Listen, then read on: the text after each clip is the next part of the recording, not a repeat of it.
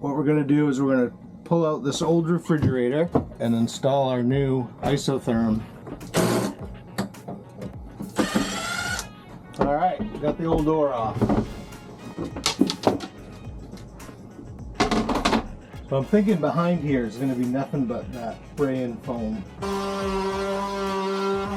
Nothing but foam everywhere. So we got to remove the foam and just keep cutting it out, bringing it out in pieces.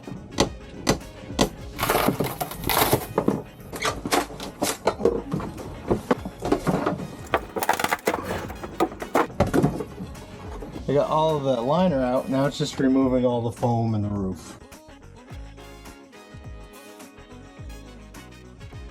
Lots and lots of foam. The good news is there's going to be plenty of room back here, I think. My width is still going to be tight, but depth and height seem okay.